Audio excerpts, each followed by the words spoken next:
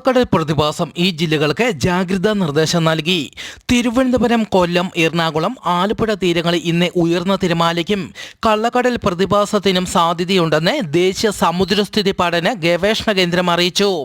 കടലാക്രമണത്തിന് സാധ്യതയുള്ളതിനാൽ മത്സ്യത്തൊഴിലാളികളും തീരദേശവാസികളും ജാഗ്രത പാലിക്കണമെന്നും കടൽക്ഷോഭം രൂക്ഷമാകാൻ സാധ്യതയുള്ളതിനാൽ അപകട മേഖലകളിൽ നിന്ന് ആവശ്യമെങ്കിൽ മാറി താമസിക്കണമെന്നും ചെറിയ വള്ളങ്ങളും ബോട്ടുകളും ഈ സമയം കടലിലേക്ക് ഇറക്കുന്നത് ഒഴിവാക്കണമെന്നും അറിയിച്ചു.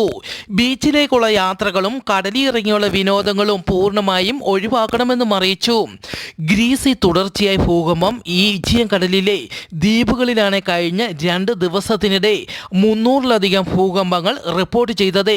ഗ്രീസിലെ സാന്റോറിനി ദ്വീപിൽ നിന്ന് എല്ലാവരെയും ഒഴിപ്പിക്കാൻ നിർദ്ദേശം. ഏകദേശം 9,000-ഓളം ആളുകളെ ഈ ദ്വീപുകളിൽ നിന്ന് ഒഴിപ്പിച്ചു. ഇവിടങ്ങളിൽ സ്കൂളുകളെല്ലാം അടച്ചു.